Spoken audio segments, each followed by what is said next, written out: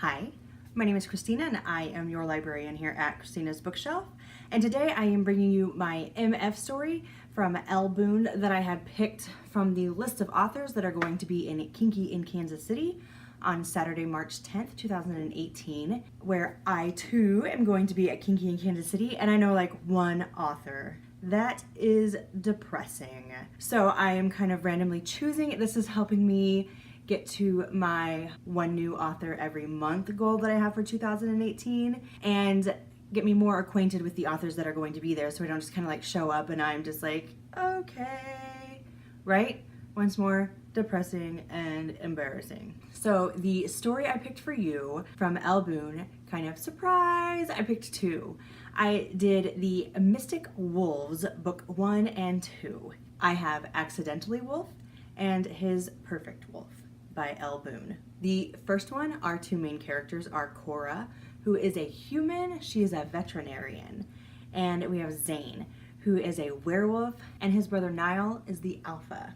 Cora is out for a run when she sees this wolf cub and he's stuck in a trap. And so she struggles and gets him out, lugs him all the way back to the clinic, bandages him, takes care of him, puts him in a crate, and then goes and takes a shower because this guy was kind of big and heavy. She steps out of the shower and hears a noise. So she wraps herself in a towel, immediately goes to her clinic, which her apartment and the clinic are like side by side. They're like the same building. And when she gets into the clinic, she finds the hottest guy she has ever seen in her entire life carrying the cub that she rescued. And once again, she is just in a towel. Back up a few paces, when she was taking care of the cub, he might have bit her. And obviously it's no ordinary wolf cub.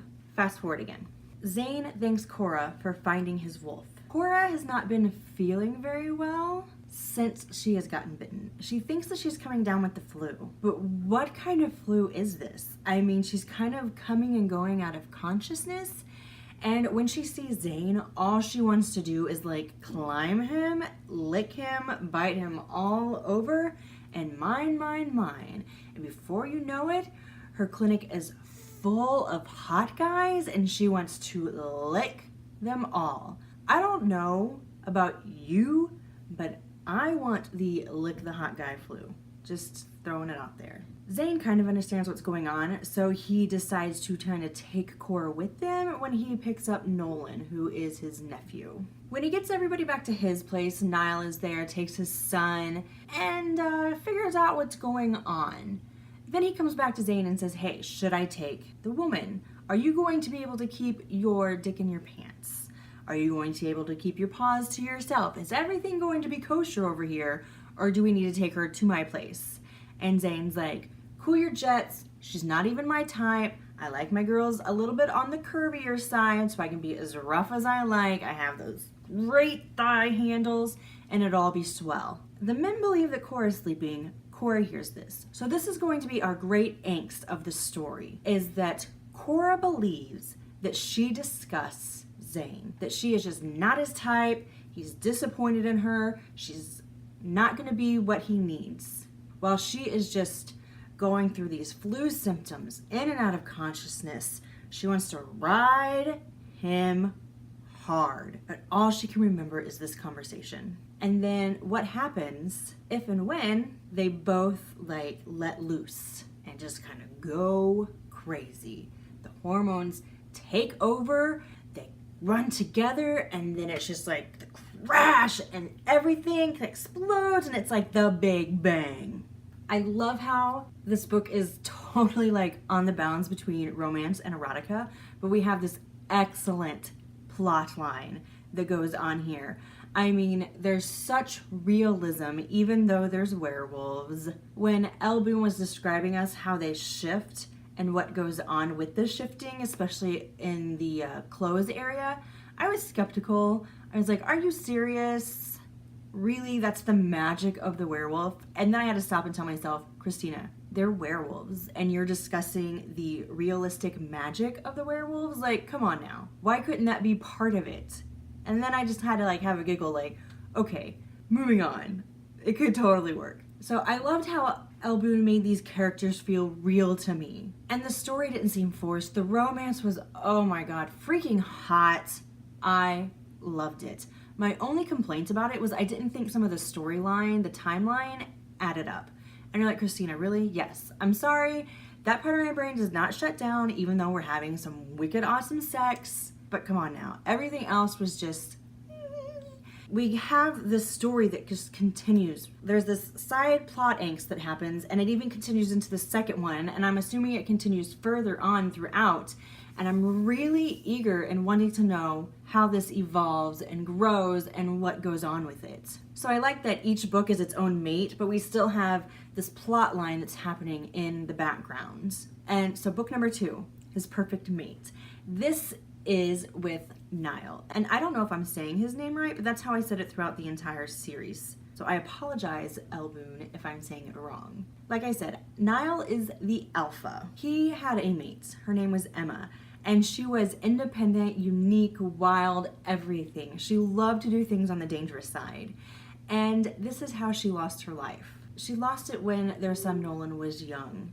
So he's kind of grown up without a mother figure. Everybody keeps telling him that it's okay if you find somebody else, but he says he's not going to. He is willing to find and settle down with another woman, but she'll never have his heart, is how he always puts it.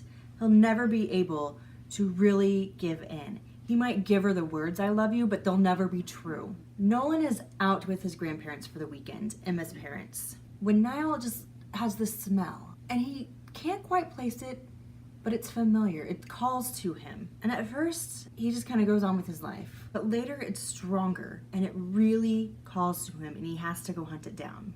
Elena is a school teacher who's had a very huge negative event happen to her. And so she's off school for a couple of weeks. She decides to go home and visit her mom when she finds out that her father has arranged a marriage for her. Elena is half fae, half wolf, and her father is the alpha of his pack. Elena's dad's pack is very much a patriotic society, and he is the man. What he says goes, what the man of the house says goes, and the woman really has no say of the matter. I really hated this guy. I kind of loathed his existence. His whole mentality, the mentality of the men in his pack that we meet later on in the story, just, I had no use for them. Elena says, I'm not doing this. And he says, yes, you are. She's just like, geez, the freaking wheeze. Well, he leaves, and she decides that she's not going to do this and sneaks out of the house and drives to the only destination she can think of, to the only family that she knows but hasn't met, and they're in Mystic. She's on her way to Mystic Lodge when she gets a flat tire. She has a couple choices on what she can possibly do here, and she decides to go with the most dangerous one, but it's like the shortcut to the destination she chooses. So she makes a mad dash right to point A when she is accosted by 3 nasty wolves. She tries to hold her ground when she falls. And I don't mean just down, I mean... That was like the worst whistle, but bear with me here. And this is where Niall finds her. And when he gets to her, she's hit her head and she remembers nothing. She doesn't remember her name, where she's from, what she's doing there. All she knows is that she's paranormal, he's paranormal, but she keeps her mouth shut on that. She doesn't need anybody to know. And that is the angst of this story. She's kind of keeping that secret to herself. He's stressing about telling her. She's not letting him know that she knows. And it kind of bubbles up to the surface eventually. She's slowly getting her memory back. He's starting to fall for her. He gets that whole this is my true mate sense. But what about Emma? We have that angst going on too. Emma was his mate, but this person, his perfect mate, I mean, feels so right and good. But what about Emma? But she doesn't know about werewolves. But she does know about werewolves. But how does she know she knows? And then things start coming back to her slowly but surely. And then once again, she's accosted by some men when she's at Niall and Zane's bar. And so we have trouble brewing everywhere. We have the issues from the previous book with Accidental Wolf that are still at play, that's still coming through to this one.